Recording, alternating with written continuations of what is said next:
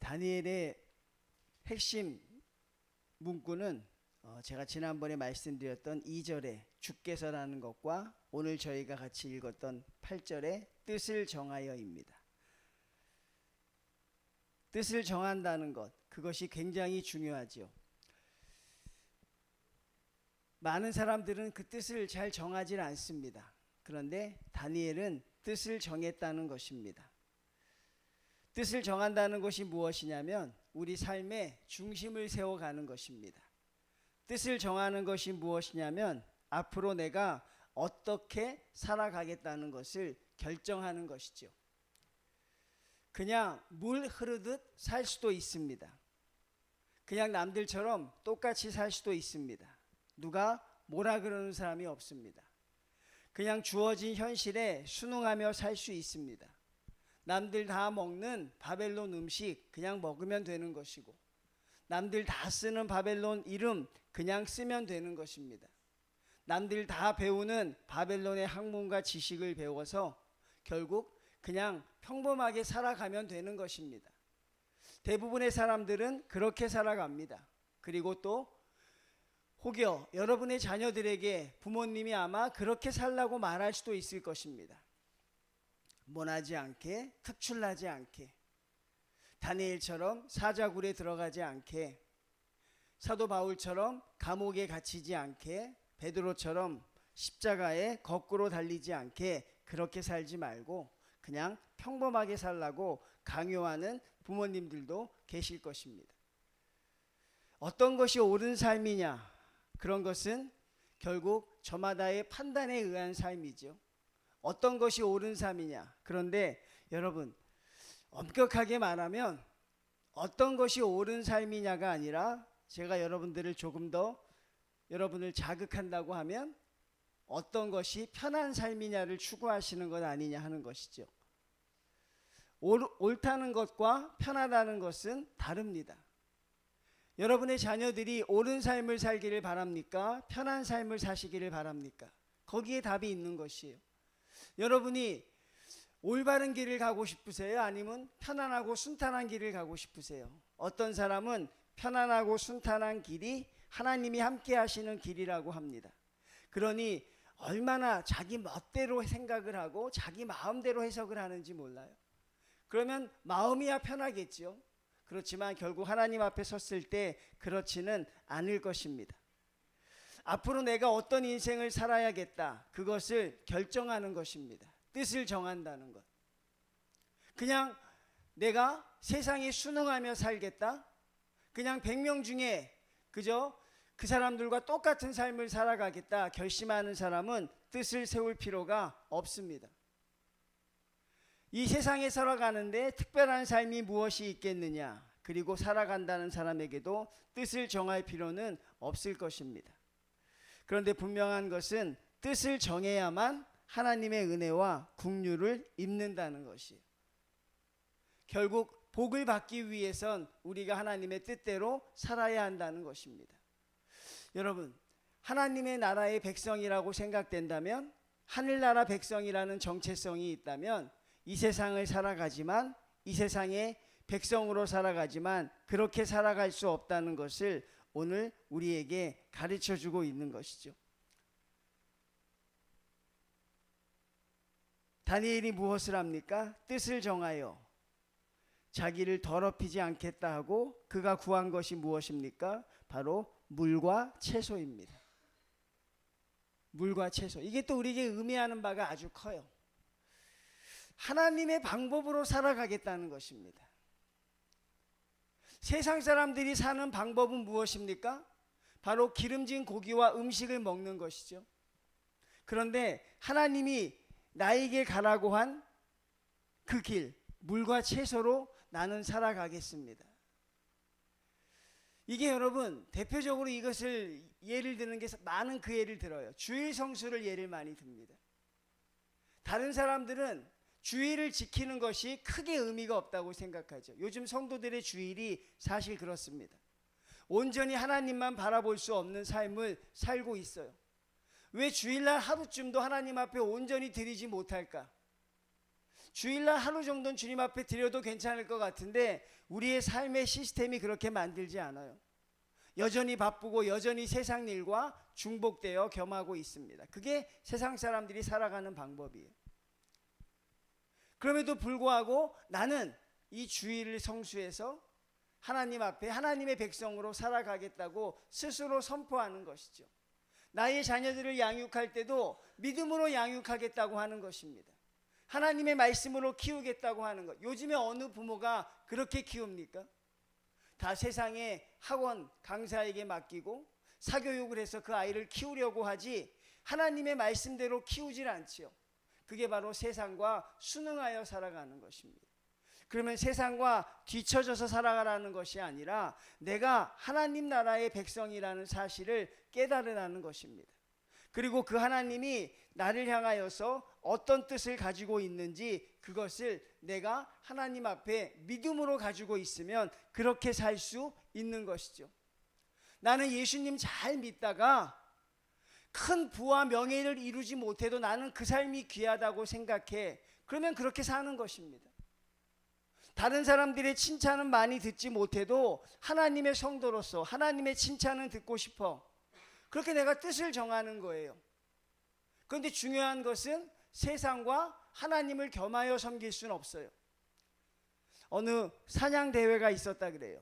가장 좋은 짐승을 사냥한 사람에게 큰 상을 준다는 거예요. 어떤 사람이 열심히 사냥을 합니다. 토끼 한 마리가 뛰어가요. 열심히 토끼를 잡아서 상을 잡으려고, 상을 얻으려고 총을 겨누려고 하는데 그 토끼를 잡아먹으려고 오는 여우가 따라와요. 그럼 어떡합니까? 사람이 토끼를 겨누던 관역을 어디를 겨눌까요? 당연히 여우를 겨누죠. 그러면 토끼는 포기해야 되는 거죠. 토끼와 여우 두 마리를 다 잡을 수 없죠. 불가능하죠. 내가 총을 쏴야 되는데 토끼를 잡으려고 했는데 토끼보다 더 귀한 걸 알게 됐어. 그러면 나의 총은 여우를 맞힐 수밖에 없잖아요. 그러면 토끼쯤은 아쉬워하지 않는 거예요.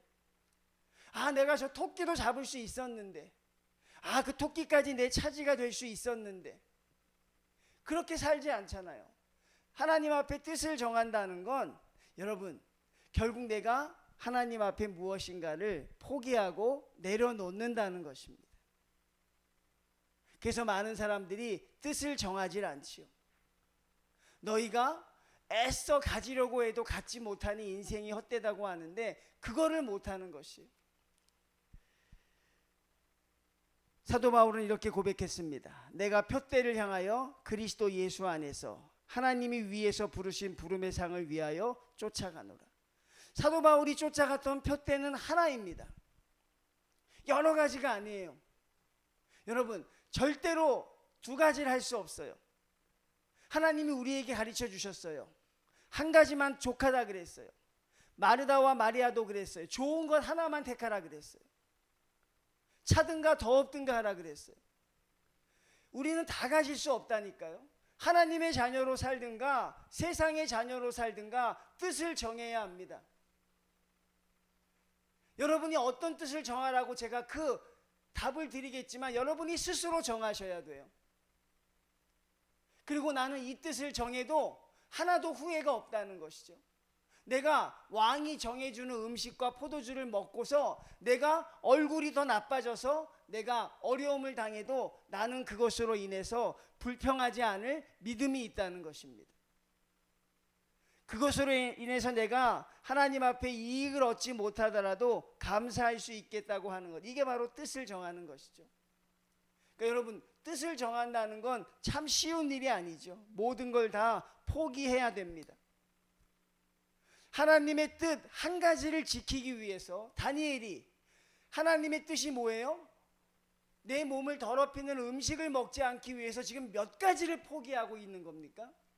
한번 생각해 볼까요? 몇 가지가 포기되고 있는 거예요?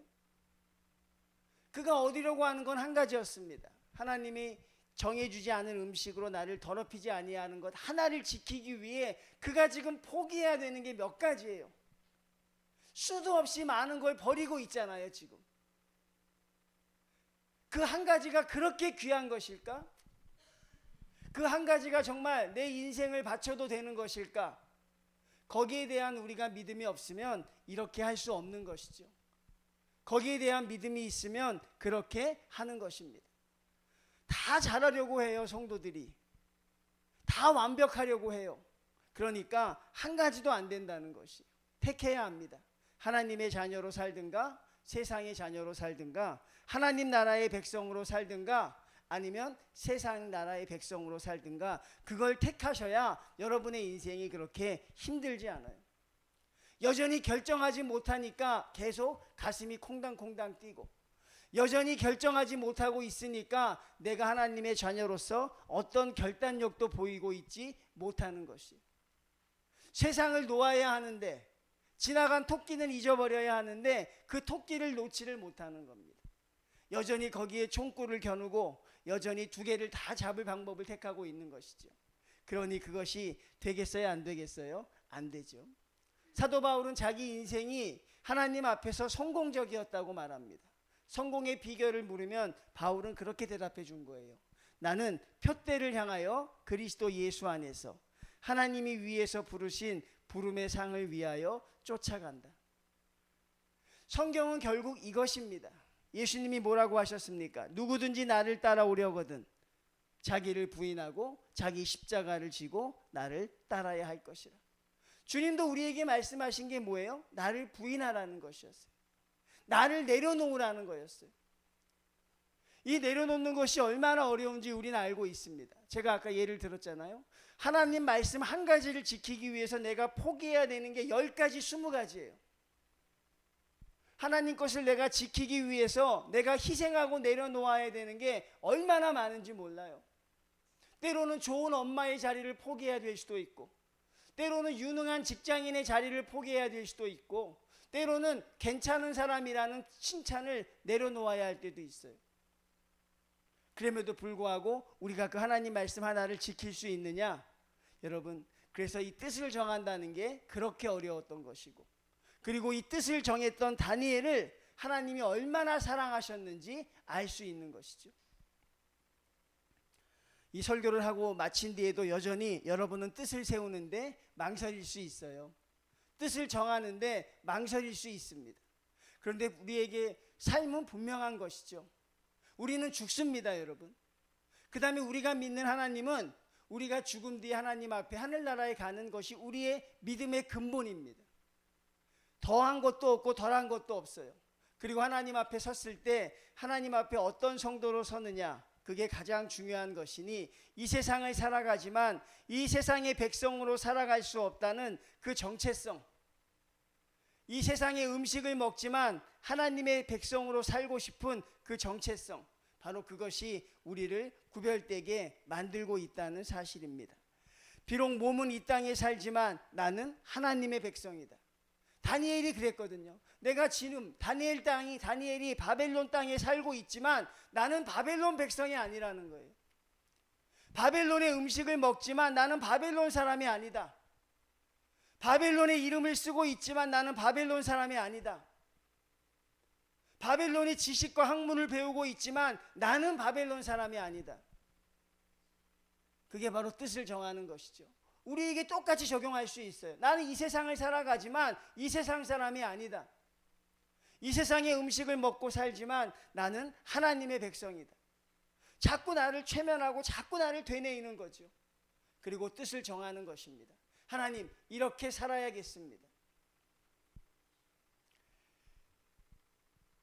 뜻을 정한다는 것은 내려놓음과 포기를 의미하며, 나를 내려놓고 포기하기로 결심한 사람만이 하나님을 위해서 뜻을 정할 수 있는 것입니다. 그러니 우리가 읽었던 나머지 말씀은 다 여러분들이 이해할 수 있어요. 이게 가장 중요한 거예요.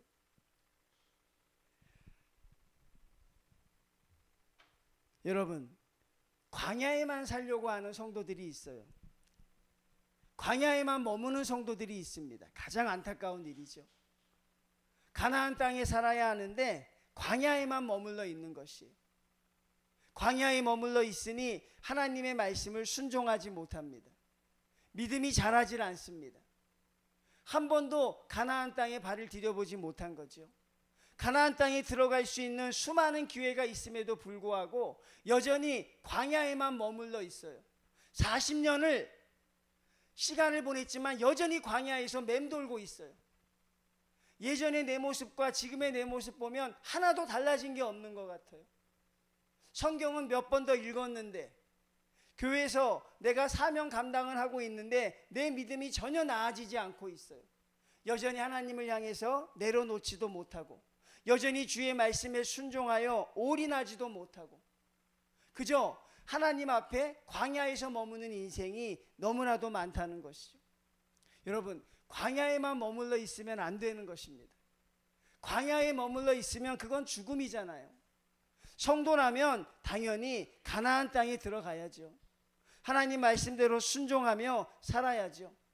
근데 무엇이 우리를 광야에 머물게 할까? 여러분 한번 생각해 보세요. 무엇이 나를 광야에 머물게 할까? 나도 그 광야가 싫은데 그 광야를 벗어나질 못하는 것이죠. 그럴 때 가장 필요한 것이 결단입니다. 다니엘처럼 선포하는 것입니다. 뜻을 정하는 것입니다. 그리고 하나님이 나에게 어떻게 역사하시는가, 그것을 지켜보는 결단이 우리에게 있어야 하죠.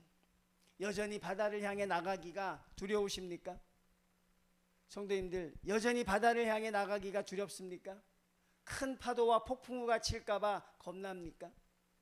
거센 비바람과 거센 파도가 칠까봐 두렵습니까? 그저 배에 묶여서 항구에 있는 게 여전히 좋습니까?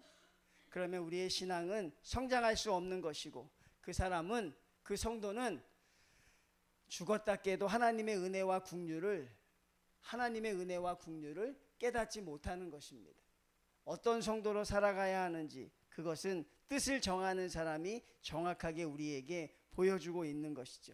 뜻을 정해야 하나님의 은혜와 긍휼을 입을 수 있습니다. 그럼 다니엘은 왜 왕의 음식과 포도주를 먹지 않을 것을 결정했을까요? 그게 나를 더럽힌다고 생각한 거죠. 그게 나의 문제다. 그게 내 신앙을 지금 어렵게 하고 있다. 내가 하나님을 섬기는데 최고의 걸림돌이 지금 저 왕의 음식과 포도주이다. 여러분을 하나님 앞에 지금 온전히 나가지 못하게 하는 게 무엇입니까? 여러분 아십니까? 대부분 성도들이 알아요. 모르진 않아요. 그래서 우리가 가슴을 치며 한탄하지요. 알면서도 고치지 못하니까. 다니엘은 딱 생각한 거지요. 내가 이것 때문에 더러워지겠구나. 그리고 다니엘은 거기서 뜻을 세웁니다. 그것을 하지 않기로. 뜻을 정해서, 여러분, 뜻을 정해서 무엇인가 하겠다고 합니까? 다니엘이? 여러분 잘 생각해 보세요. 다니엘이 뜻을 정해서 하나님 앞에 무엇인가 하겠다고 해요? 하나님 앞에 무엇인가 서원을 합니까? 아니에요. 다니엘이 혼신의 힘을 다해서 뜻을 정해서 그가 결정한 건 버리겠다는 것이에요. 하나님, 내가 이것을 하겠습니다. 우리는 그런 수준이 안 된다고요. 하나님, 내가 이것을 하지 않겠습니다가 우리의 수준이에요. 아무것도 하지 않는 걸 그대로 하면서 하겠다고 하니 그게 돼요? 안 되죠. 하나님, 이웃을 사랑하겠습니다. 하나님 뜻대로 살겠습니다. 여전히 내 안에 나로 가득한데 그게 되겠냐고요? 안 되죠. 그래서 다니엘은 있잖아요. 뜻을 정해서 그가 결심한 건 하지 않기로 한 것입니다. 여러분은 하지 않아야 되는 게 먼저예요. 하겠다고 하는 게 먼저가 아니랍니다. 제가 기도할 때 그랬잖아요. 하나님, 내가 포기해야 될 걸 먼저 기도하라고 하셨잖아요. 내가 버려야 할 걸 먼저 기도하십시오. 하나님, 내게 지혜를 주십시오. 하나님, 내게 능력을 주십시오. 하나님, 내게 권능과 물질을 주십시오라고 하기 전에 하나님 앞에 내가 무엇을 먼저 버려야 하는지, 하나님, 이것을 버리게 하십시오. 내 안에 나로 가득한데 주님으로 채워지겠어요? 성도님들, 당연한 것 아닙니까? 내가 내 안에 세상에 문화로 가득한데 하나님의 말씀으로 채워질 수 있겠어요? 그것으로 채우고 싶으면 내가 먼저 비워져야 되죠. 믿습니까? 그래야 채울 수 있잖아요. 비우지 않고서 어떻게 채우냐고요. 세상 일대로, 세상 죄악대로 지으면서 교회 와서 주여 아멘 기도한다고 내가 바뀌냐고요. 안 바뀌죠. 바뀌면 이상한 거 아니겠습니까? 하나님의 뜻대로 살지 않는데 내가 거룩해지면 그거 이상한 거 아니겠어요, 여러분? 내가 주님을 위해서 노력하지 않는데 하나님이 나를 사랑하시면 그것도 이상한 거잖아요. 그러니 오늘 다니엘은 그걸 결정하는 거예요. 내가 하지 말아야겠다. 그거를 생명을 갈고 합니다. 그리고 나머지는 하나님이 책임져 주시겠지. 사랑하는 성도님들, 비우는 게 먼저입니다. 버리는 게 먼저입니다. 하지 말아야 할 것을 정하는 것이 그것이 먼저입니다. 많은 사람들이 새해가 되면 해야 할 것들로 공책을 채워요. 내가 해야 할 것들로 빽빽하게 자기의 A4 용지를 채웁니다. 소용없는 거예요. 내가 버려야 할 것이 버려져야 그게 가능하죠. 너무나도 당연한 건 아니겠. 그걸 못하고 있는 것이기 때문에 우리는 다니엘을 통해서 그것을 배우는 것이죠. 뜻을 정하여 내가 먹지 않겠다고 다짐합니다. 왜? 하나님 앞에 나는 저걸 먹을 수가 없으니까. 저것만 먹지 않으면 나는 하나님의 뜻대로 살아갈 수 있다. 그래서 저마다 신앙의 아킬레스건이 있어요. 저마다 있습니다. 저도 있고 여러분도 있어요. 하나님 앞에 내가 무너지는 포인트가 있어요. 그 포인트에서 우리가 그것을 끊으려면 하지 말아야 돼요. 안 해야 돼요. 그리고 과감하게 그것을 하지 않고 나가야 합니다. 사랑하는 성도님들, 뜻을 정하시길 바랍니다. 하나님 앞에 결단하시길 바랍니다. 누군가 해주지 않습니다. 시간이 지난다고 되지 않아요. 결국 내가 해야 될 일이고 내가 하나님 앞에 뜻을 정하면 우리는 다니엘과 같은 은혜를 느낄 수 있는 것이죠. 9절 봅니다. 하나님이 다니엘로 하여금 환관장에게 은혜와 긍휼을 얻게 하신지라. 다니엘이 뜻을 정하는 순간 하나님은 은혜를 주시는 거죠. 은혜와 긍휼을 입을 일이 뭐가 있습니까? 생각해 보세요. 자기에게 이렇게 요구하는 것, 이 사람 때문에, 다니엘 때문에 내가 어렵게 되는데 이상하게 그 사람이 다니엘을 사랑해요. 이게 하나님의 역사입니다. 이게 하나님의 은혜입니다. 사람의 지혜대로, 사람의 생각대로 움직여지지 않는 게 하나님의 역사이죠. 환관장이 다니엘에게 이르되 내가 내 주 왕을 두려워하노라.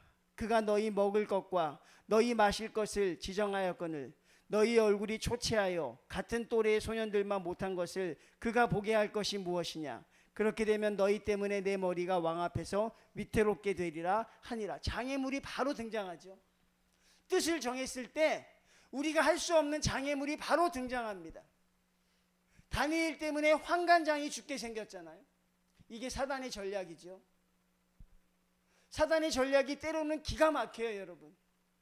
못하게 합니다. 안 될 수밖에 없어요. 그럼에도 불구하고 거기서 우리가 나갈 수 있어야 돼요. 하나님만 바라보고 거기서 물러서면 뜻을 세운 게 아무런 효과가 없잖아요. 거기서 되면 아무것도 없잖아요. 40일 새벽 기도를 작정한 권사님이 일주일 뒤에 못 나와. 애가 죽게 아파요, 목사님. 못 나오는 거예요. 그런 일이 생긴다니까요. 그 아이가 아픈 건 하나님의 뜻은 아닐 거예요. 근데 결국 무엇입니까? 그런 일이 우리 가운데 비일비재하게 생겨요. 그 일을 하지 못하도록 사단이 필사적으로 방해하는 것이죠. 그리고 많은 사람들이 거기에 넘어갑니다. 그거를 이겨낼 수 있어야 돼요. 다니엘이 어떻게 이겨냅니까? 11절 환관장이 다니엘과 하나냐와 미사엘과 아사렐을 감독하게 한 자에게 다니엘이 말하되 청하오니 당신의 종들을 열흘 동안 시험하여 채식을 주어 먹게 하고 물을 주어 마시게 하노니. 하나님이 지혜를 주셔서 그럼 이렇게 했으면 좋겠습니다. 환관장님, 열흘 동안만 시간을 주십시오. 열흘 동안만. 그래서 우리는 왕의 음식과 포도주를 먹지 않고 채식을 하겠습니다. 물과 채식을 먹게 한 후에 당신 앞에서 우리의 얼굴과 왕의 음식을 먹는 소년들의 얼굴을 비교하여 보아서 그 다음에 당신이 보는 대로 종들에게 행하소서. 결국 여러분, 뜻이 있으면 길이 있는 것입니다. 하나님, 내가 이것을 하고 싶습니다. 할 수 있는 능력을 주십시오. 장애물 앞에서 무너지는 것이 아니라 우리가 하나님 앞에 많은 뜻을 세웠지만 사단의 장애물 앞에 늘 무너졌거든요. 내가 어쩔 수 없는 선택이 없다고 생각합니다. 아이가 아픈데 어떡하겠어요, 여러분? 아이가 아픈데 어떻게 아이를 두고 교회 나와 기도할 수 있겠어요? 우리가 이렇게 설명할 수 없는 많은 것들 때문에 계속해서 어려움을 당하죠. 그런 일들이 참 많습니다. 그럼에도 불구하고 여러분, 하나님을 믿고 나설 수 있는 여러분들이 되셨으면 좋겠습니다. 많은 사람들이 뜻은 세우지만 장애물 앞에서 무너지기 때문에 그렇죠. 그 장애물을 이길 수 있느냐 하는 것은 또 하나님의 성도의 또 다른 능력이 되는 것입니다. 자, 그래서 그들이 채식을 합니다. 며칠 동안이요? 열흘 동안. 채식을 한 결과가 어떻게 돼요? 14절 봅니다. 그가 그들의 말을 따라 열흘 동안 시험하더니 15절 열흘 후에 그들의 윤곽이 더욱 아름답고 살이 윤택하여. 여기서 얼굴이 아름다워졌고 살이 윤택하다는 건 얼굴에 살이 쪘다는 거예요. 그래서 많은 사람들이 여기서 아하, 채식을 해야 얼굴이 좋아지는구나. 그리고 끝을 내요. 뜻은 정한 다니엘은 없고 채식을 해야 되는구나. 그래서 자녀들에게 물하고 채소를 먹입니다. 성경에 나와 있어 그렇게 해. 아주 제가 답답한 거죠, 여러분. 그 무죄하다고 해야 되나 아니면 잘못 짚었다고 해야 되나. 그래서 여러분, 다니엘 채식 건강법도 있어요. 여러분, 다니엘의 얼굴이 좋아진 게 채식해서 그래요? 아니, 여러분, 채식해서 그렇게 된 거예요? 아니잖아요, 여러분. 근데 왜 하나님의 능력을 채식이 가로채냐고요? 이 음식 먹어봐, 얼굴이 좋아. 어떻게 다니엘이 그거 먹고 좋아졌잖아. 아니, 왜 다니엘이 그거 먹고 좋아졌어요? 아니죠. 하나님이 그렇게 하신 거죠. 믿습니까? 하나님이 하셨잖아요. 채식을 먹어서 좋아진 게 아니라 하나님이 함께 하신 거라고요. 은혜 받을 때 은혜 받지 못하고 은혜 받지 않는 포인트에서 은혜를 받더라고요. 어떤 분이 막 적어요. 그래서 가서 봤더니 그걸 적고 있더라고요. 채식 열흘. 뜻을 정한 다니엘은 중요하지 않은 것 같아요, 그분에게. 채식하고 열흘, 그렇죠? 참 사람들이 그런 데 관심이 있죠. 예. 저 우연히 유튜브를 봤는데 뭐 이렇게 부천에 아마 뭐 순천향병원 의사인가 유튜브를 하는 분이 있는 것 같아요. 근데 그분이 이렇게 우연히 지나가다 봤는데 자기가 좋은 건강 컨텐츠를 참 많이 올리는데 사람들이 안 본대요. 어떻게 건강을 돌보는가 그건 하나도 안 보는데 뭘 많이 보냐 봤더니만 맛집 있잖아요. 자기가 부천에 맛집을 올리니까 조회수가 뭐 몇배가 올라가더라는 거예요. 그래서 앞으로 건강 상식보다 자기가 맛집을 올려야겠다고 그렇게 얘기하는 걸 봤어요. 사람들이 다른 데 관심이 있어요. 하나님의 은혜, 그 뜻을 정했던 다니엘의 마음에 감동을 받고 감격을 받고 은혜를 받아야 되는데 다른 데서 은혜를 받고 오늘 참 말씀 좋았다고 하고 돌아가죠. 그러면 안 된다는 것입니다. 채식이 아니라 열흘이 아니라 하나님이 그렇게 해주셨다는 것이죠. 하나님이 왜 그렇게 해주셨어요? 하나님만을 신뢰하니까, 하나님만을 믿으니까, 내가 죽으면 죽으리다 하나님 앞에 목숨 걸고 나가니까 하나님이 어떻게 그 인생을 가만두겠어요? 여러분, 하나님 앞에 승부수를 띄워보셨습니까? 하나님 앞에 여러분 정말 절벽에 기대는 심정으로 주님 앞에 서보셨어요? 하나님은 그런 사람들을 절벽으로 민 적이 없어요. 하나님은 그런 사람들을 나 몰라라 하신 적이 없어요. 하나님은 그런 사람들을 꼭 구해 주십니다. 주님밖에 길이 없다고 하는 사람, 그리 아니하실지라도 내가 풀무불불에 들어가서 하나님의 영광을 돌리겠다고 한 사람은 주님이 다 살려줬어요. 그래서 저는 여러분들이 하나님을 향해 승부수를 던져도 여러분의 인생은 절대로 실패하지 않는다는 것입니다. 여러분은 성공하는 인생이 될 수 있다는 것이죠. 결국 다니엘과 세 친구의 이번에 승리의 요법은 무엇입니까? 바로 그것은 하나님이 함께 하셨다는 거죠. 많은 성경이 강조하고 있지 않지만 요즘에 다니엘서에서 강조하고 있는 부분이 하나 있어요. 그게 바로 12절입니다. 여러분도 아마 이 부분은 많이 못 들어봤을 거예요. 자, 다니엘이 환관장에게 청하오니 정중하게 부탁을 합니다. 하나님의 뜻을 정했다 그래서 무례하지 않아요. 하나님의 뜻을 정했다 그래서 사람들을 무시하지 않아요. 이상하게 하나님의 뜻을 정한 사람들이 다른 사람을 무례하게 대할 때가 많아요. 여러분 그런 책 제목 들어본 적 있습니까? 무례한 기독교라는 책이 있어요. 혹시 들어보신 적 있어요? 제목이 무례한 기독교입니다.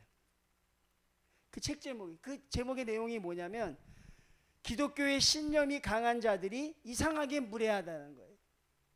하나님의 뜻을 정하고 40일 기도를 하고 100일 금식하는 사람이 사람들을 향해 무례하다는 것입니다. 하나님의 말씀을 가지고 다른 사람들을 존중하게 대하지 못한다는 것이에요. 그래서 그 책의 주제가 뭐냐면 기독교의 신념이 강한 자는 더욱 공손한 사람이 되어야 한다. 하나님 앞에 뜻을 정한 사람은 더욱더 겸손한 사람이 되어야 한다. 여러분 참 중요한 내용 같아요. 제가 이 부분을 참 많이 묵상했습니다. 저도 그렇거든요. 하나님의 말씀을 내세워서 그렇게 살지 못하는 사람들을 은근히 비하하는 경우가 있거든요. 열심히 기도하는 성도들, 하나님의 은혜로 자기가 충만하면 되는데 그거를 가지고 기도하지 못하는 사람들 앞에서 우리가 그것을 내세울 때가 있어요. 마치 바리새인처럼 하나님 저 세리 같지 않게 하심을 감사합니다. 왜 하나님의 말씀대로 사는 사람이 그 말씀을 가지고 왜 그 사람들 앞에 더 잘하지 못하냐 하는 것이죠. 초기 기독교에 경동제일교회 장로님이란 분이 있었어요. 이명수란 분입니다. 그분이 하는 일이 뭐였냐면 귀족들의 말을 모는 마부였어요. 그가 늘 태우는 왕족이나 귀족들을 태우고 마부였는데 그가 항상 왕족이 타면 그는 항상 말을 열심히 몰면서 날이 혹시 예수님을 믿어보시면 좋겠습니다라고 늘 얘기했대요. 말을 몰면서. 그럼 뒤에 앉아있던 왕족이나 귀족들이 가짜는 표정을 지으면서 무식한 놈이 무슨 예수를 믿냐고, 너 같은 놈이 예수를 믿으면 나 같은 왕족이 된다고 하더냐, 그런 비아냥을 많이 들을 수밖에 없잖아요. 그러니까 마부가 왕족한테 예수를 믿으라고 하니까 얼마나 심한 모멸감이 들었어요. 근데 이 마부가 그렇게 이야기합니다. 장로님이, 저는 제가 예수를 믿는 건 제가 마부에서 왕족이 되기 위한 게 아니라 저는 마부 일을 더 잘하기 위해서 하나님을 섬깁니다. 그렇게 이야기하더래요. 그러니까 그 말에 왕족이 아주 감탄을 한 거죠. 아, 더 잘하기 위해서 예수님을 믿느냐? 맞습니다, 여러분. 우리는 더 좋은 대로 우리가 업그레이드 되기 위해 예수를 믿는 게 아니라고요. 작은 집에 사는 사람이 큰 집에 살기 위해 예수 믿는 게 아니고, 내가 승진하기 위해 예수 믿는 게 아니라 지금 내가 처해진 환경에서 하나님 앞에 더 감사하기 위해서 예수를 믿는 거예요. 하나님이 나를 얼마나 사랑하시는지 그것을 알기 위해서 예수를 믿습니다. 저는 그분의 말이 참 울림이 와요. 하나님 앞에 내가 예수를 믿는 것은 내가 이 마부의 일을 더 잘 성실하게 수행하기 위해서입니다. 성도님들, 하나님 앞에 뜻을 세우는 사람은 무조건 겸손해야 합니다.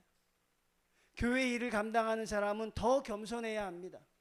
하나님의 사명을 감당하는 사람, 목회자도 겸손해야죠. 그래야 성도들이 하나님 앞에 돌아오게 되는 것인데, 우리가 무엇인가 하게 되면 겸손하지 못한 것, 그래서 무례한 기독교라는 거죠. 기독교가 무례하다는 것입니다. 하나님의 말씀을 가진 사람들이 무례하다는 것입니다. 그래서 기독교의 신념이 강한 자는 더욱 공손한 사람이 되어야 한다. 영적, 신앙적인 것뿐만 아니라 교양적으로도 충만해야 한다. 꼭 들으십시오. 신자만 되려고 하지 마시고 인간이 돼야 되는 거예요.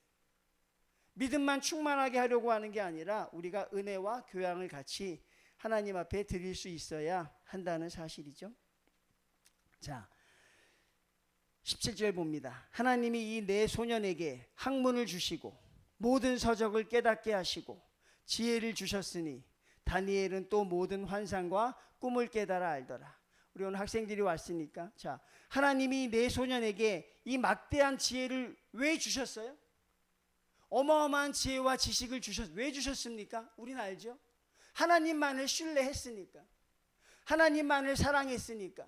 이 바벨론 왕국에서 공부했던 수백 명의 다른 사람들이 얻지 못한 은혜를 이 다니엘의 세 친구가 누리고 있어요. 그 이유가 무엇입니까? 자신 있게 말할 수 있어야 돼요. 하나님만을 신뢰했기 때문에, 하나님에게 인생을 걸었기 때문에. 그럼 하나님이 왜 다니엘을 복 주십니까? 다니엘이 그런 인생이기 때문에. 하나님을 향해서 하나님 나라의 백성으로 살아가겠다고 뜻을 선포하니까. 그러니까 하나님이 다니엘을 복 주신다는 사실이죠. 18절 봅니다. 왕이 말한 대로 그들을 불러들일 기한이 찼으므로 3년이 다 지났다는 것입니다. 환관장이 그들을 느부갓네살 앞으로 데리고 가니 왕이 그들과 말하여 보매 무리 중에 다니엘과 하나냐와 미사엘과 아사랴와 같은 자가 없으므로 그들을 왕 앞에 서게 하고, 이 바벨론 나라가 아주 못된 게요, 이 이스라엘 사람들을 교육시켜서 어디로 보냈냐면 점치는 데로 보냈다는 거죠. 나라를 완전히 말살, 하나님을 없애기 위해서 열심히 공부시켜서 대단한 관직으로 올려보낸 게 아니라 점치고 마술을 하는, 그런데 하급 관리로 보냈다는 것이 하나님의 존재를 완전히 잊게 한 것이죠. 3년이라는 시간이면 충분했습니다.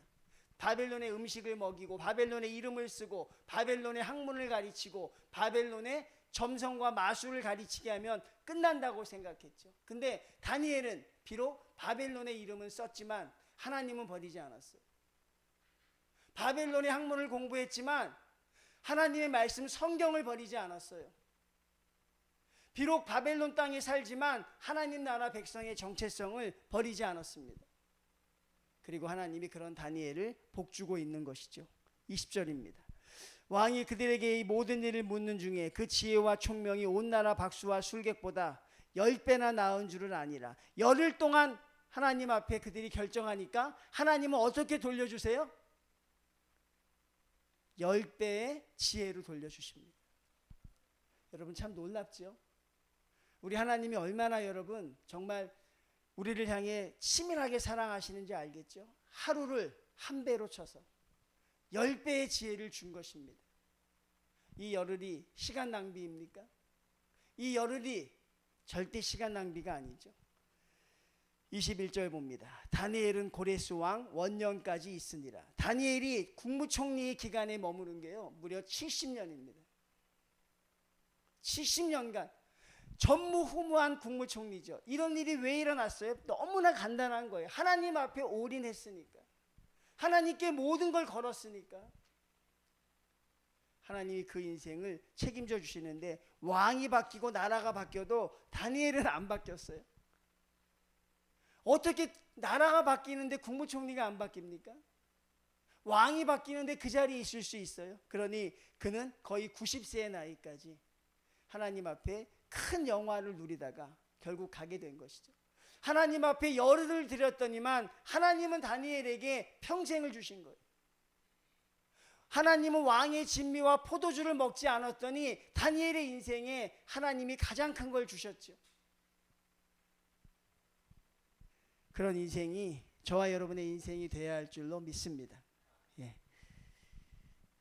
꿈 이야기가 나오죠. 예. 꿈을 신봉하는 사람들이 있습니다. 성도들 중에서도 심지어는 꿈을 절대시하여 중요한 일을 결정하기도 하는 적이 있었어요. 그런데 꿈에 대한 성경의 정의는, 성경이 완성되기 전에 꿈은 계시의 수단이었습니다. 그러나 오늘날은 모든 것을 성경으로 계시합니다. 말씀으로 주십니다. 꿈은 맞을 수도 맞지 않을 수도 있습니다. 중요한 것은 하나님이 더 이상 그분의 계시를 꿈이라는 수단을 통해서는 우리에게 자주 말씀하시지 않는다는 것이고, 하나님의 말씀으로 계시하고 있으니 여러분들이 주목해서 보아야 하는 것은 하나님의 말씀인 줄 믿습니다. 성도님들, 뜻을 정하셨으면 좋겠습니다. 결단하셨으면 좋겠어요. 내년에 1월 1일 날 결단해야지, 그런 얘기 하지 마시고 지금 하셨으면 좋겠어요. 그리고 하나님 앞에 여러분 기도하십시오. 하나님, 장애물 이겨낼 수 있는 능력을 주시고, 하나님의 성도로 이 세상을 살아갈 수 있는 믿음의 백성 될 수 있게 해달라고 하나님 앞에 기도하면 하나님이 여러분의 기도에 응답해 주실 줄로 믿습니다. 그런 은혜가 넘쳐나길 주님의 이름으로 축원을 드립니다. 하나님 감사합니다. 다니엘의 믿음을 본받게 하여 주시옵소서. 하나님 나라의 백성임을 잊지 않고 하나님에 대한 믿음이 충만하였던 다니엘, 하나님께 모든 것을 걸어 하나님의 백성으로 모든 것을 누렸던 하나님, 그 다니엘이 받은 은혜에 집중하지 말게 하시고, 다니엘이 주님 앞에 행했던 결단과 뜻을 정했던 그 믿음을 저희가 본받아 갈 수 있도록 허락하여 주시옵소서.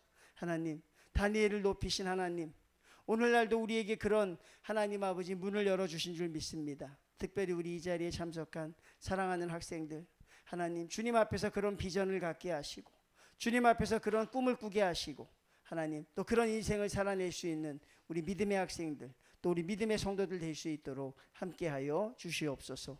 예수님의 이름으로 기도드리옵나이다. 아멘. 하늘에 계신 우리